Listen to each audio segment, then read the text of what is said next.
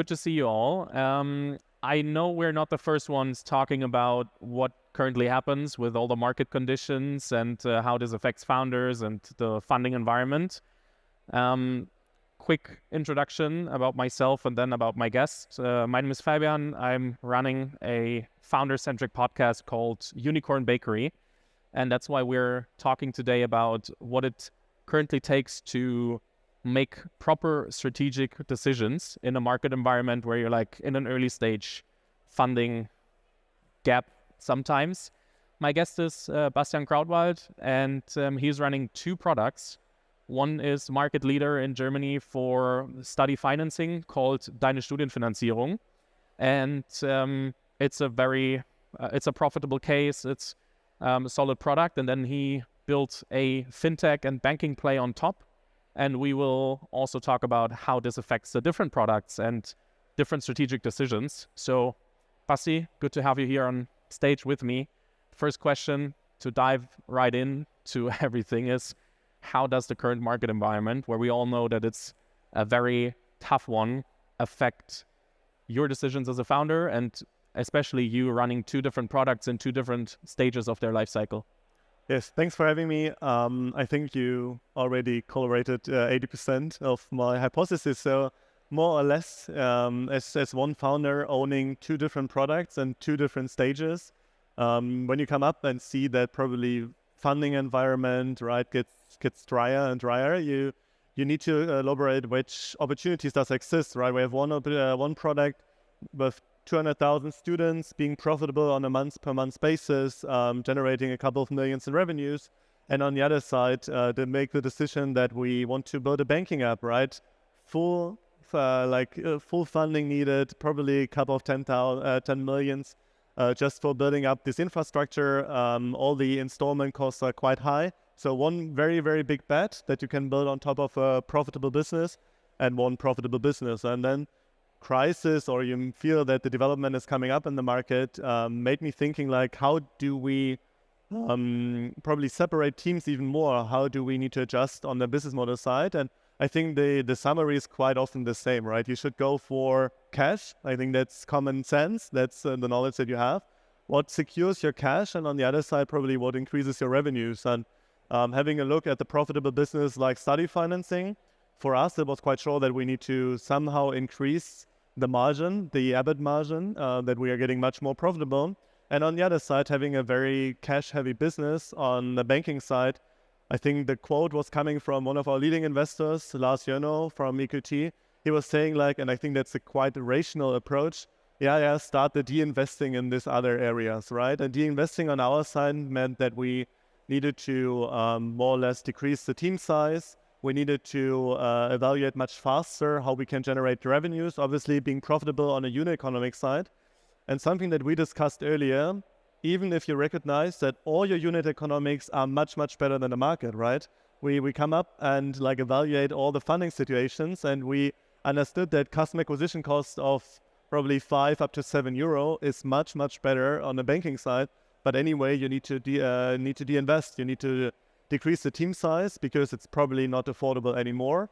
And if you don't do this decision right away, and we made this decision in the end of last year already in October, we were chatting about the time frame of 2 weeks. So come up with a conclusion, and then in the end, like laying off some team members, fully focusing on rebalancing the business model to generating more revenues.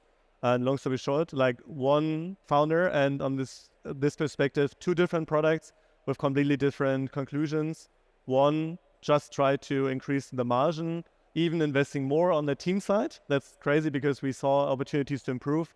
And on the other side, a banking app that probably needs to be de-invested and built together with a larger partner who brings the funding on the strategic side. Let me ask like very specifically, because like de-investing, it always sounds like, okay, something didn't go right, and didn't you reach your goals, or why did you have to really actually de-invest? Yeah, that's this very strange situation. So we had a board meeting October 2022, and we said like, yeah, we already reached all the numbers, right? Customer acquisition costs much better, payback time much faster. Like we thought about 2 years being a bit more aggressive. we came up with 15 months, so even much better than we assumed in a pre-seed stage, right? So obviously we can improve it over time in the next 2 years up to 6 months, but like in this early stage, all the unit economics work quite well, and the board meeting said, like, at the end of the board meeting, we said, like, cool, we are on track. And like 1 week later, you get the gut feeling that probably on track means, speaking to external people, that these goals doesn't count anymore, right? So you realize that everything until this moment was completely right, and it was even better than we assumed. But you need to adjust your goals in a different environment, and these goals are not, we are taking the risk and believe in the next 2 years it can be much better, outperforming the market. No, the new reality is like, save your cash and try to be profitable right away. And if you're not profitable right away, kill this product. And that was quite a strange situation, right? Ending up in a board meeting saying everything is fine, and 1 week later recognizing like this fine situation doesn't count in the new market environment anymore. I think we have to give some context. Would you say it's true for every business model that if you can't get profitable immediately, that you need to shut it down? Or for what kind of business models is this true, and why was it true for your business model? Yeah, like we had a conversation yesterday around R&D businesses, right? Like the idea of like when you build up something that's unseen yet, obviously you need to invest, but all of us saw a banking app, right? And even if you probably improve the process and you make it more convenient, make it better, have a different angle, that's something that you saw. There's no R&D time necessary, right? And like on the consumer side, if you're not profitable right away, we didn't see any model yet that anyway was funded, because the risk that you probably can achieve this payback period is so high that doesn't fit to the existing fund cycles at the moment, that people would take the risk and do the bet for next 2-3 years. Just seeing your companies going from a Series A into a Series B stage, probably reaching all the numbers, but this is still a high bet. I think for R&D it's different. I think on the B2B side, we heard the speech before, the conversation, it's much more reliable. On the consumer side, it's just a big bet, right? And going with this bet is probably not the right time anymore. I think another question to ask, because you said you had to de-invest and it's because of the market environment. I always ask myself, and I'm not the person to make the decision, but is this an easy answer out of a tough market environment, or is this really a necessary consequence?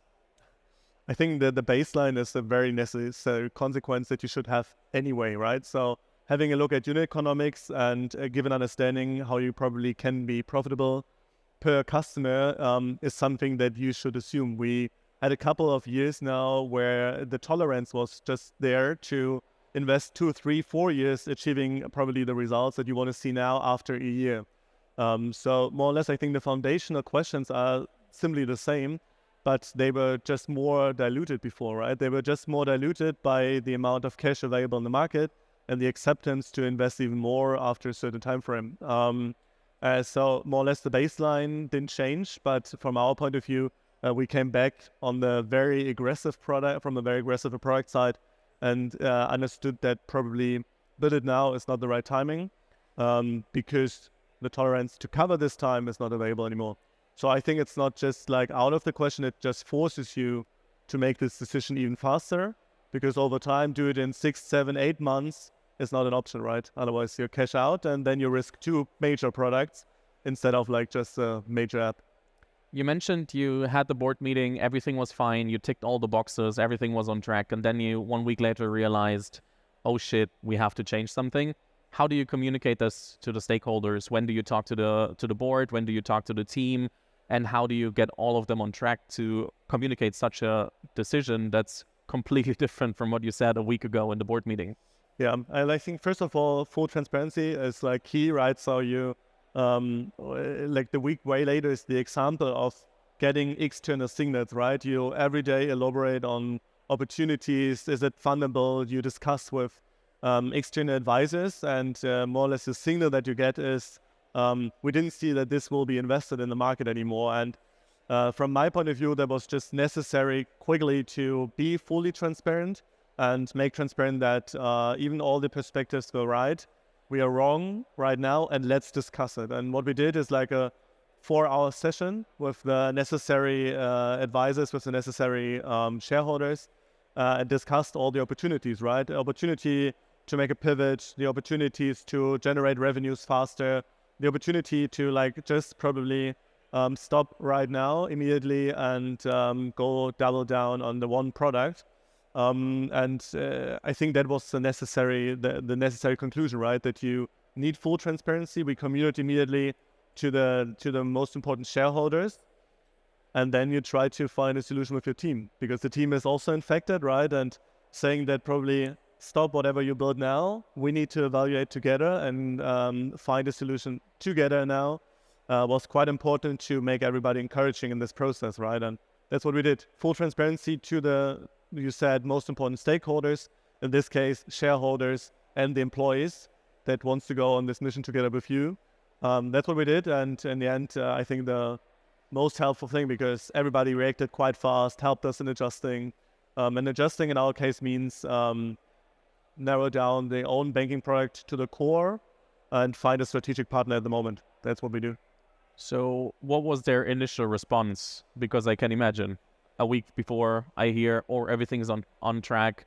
A week later, I hear, oh, we completely have to reassess the situation. Even when I thought a week ago, and I know we're sticking to the 1 week example here, but how was their initial response? Quite great. I think this is the advantage of having like operators on your board, right? So I mentioned Lars Jörner, who was founding Candy Crush before. So he saw all the ups and downs that you can have, as one example. Or Olli Roskops, very early team member of Zalando. And in this perspective, you immediately see their skills of being a great operator. What they said is like, yeah, I get it. Let's go. Not question a lot, like not chit-chatting about many things that, why didn't you see this? Because they also didn't see this coming, right? And even if they are very close to the market, if they make their own investment decisions, I think, and that's the most helpful thing that you can do as an investor, be there, be available right away, and start collaborating on the outcomes that you want to achieve, right? And for me as a founder, it was the most like eye-opening moment, right? And everything is fine. 2 years, you see numbers are going up, you see the product is coming up, they can try the product, they like it, they use it as a main account. This is quite a nice environment, right? This is okay for a founder, but if you like see that we need to make a full stop and everybody's still up and running, I think that's the moment you realize you probably brought the right team members for me it's team members, but the right members even to the board, who go also through this very difficult time together and not just supporting you by side, sitting there, working on the core questions, and also say, I have no fucking clue what we do, but we will find it out in the next couple of days. And I think that's the security you can get from somebody sitting next to you.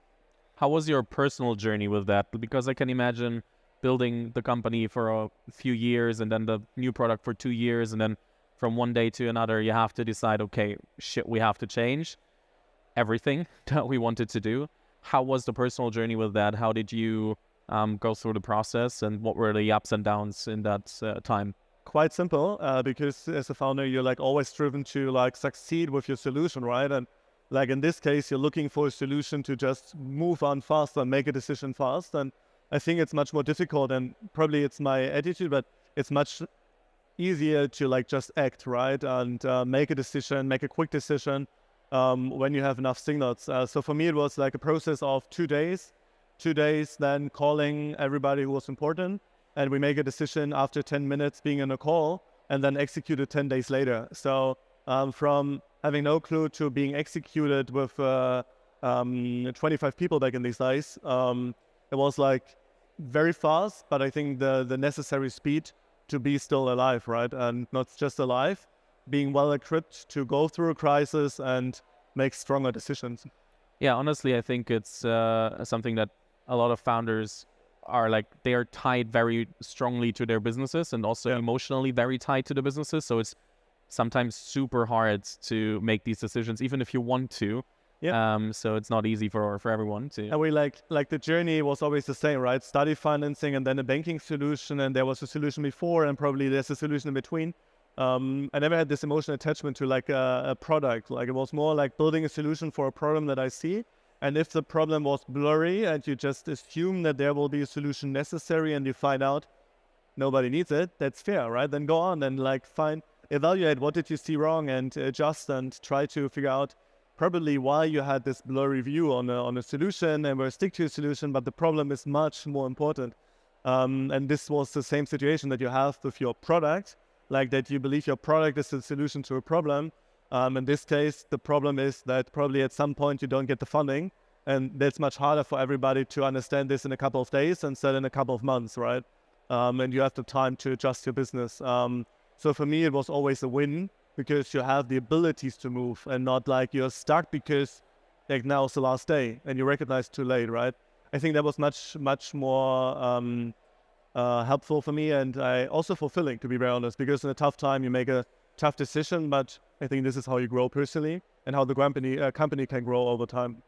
The interesting thing is, and I'm not sure if you're happy that I say that out loud now, but you know the feeling of just having one day of runway. So you also experience how it is if you then get issues with all the funding environment and not everything is going your way. So how much did the past experience of having difficulties to raise a funding round and everything also play out in the foresight of, okay, I know everything changes, so I also have to think about that even harder? For sure. Like, just a quick story, right? We were like with study financing, we were like just one day before being bankrupt, and 2 weeks later we made 200,000 euro in revenues. Like, sometimes it's insane. And I think this is the feeling that you have, right? And back in these days, we know that funding is quite hard. Study financing feels like a niche product. Yeah, everybody's like assuming that students don't need funds, but they somehow need to cover their lifestyle costs. And these are 2 billion in funding needs per year in Germany. So there's a lot needed. But having the hypothesis that this is probably just a narrow niche use case, and then finding out that probably this use case makes a couple of millions in revenues, sometimes between these perspectives are just like 2 or 3 weeks, right? And this perspective, seeing for 3-4 years that study financing build it up with all the ups and downs, and then replicate it to a second product is much easier and gives you much more calmness, because, you know, at the end, something turns out, right? And you will see something that's coming up.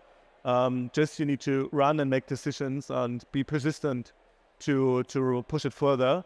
It helped a lot, yes, with all the 200 talks probably we did to angels and investors for study financing.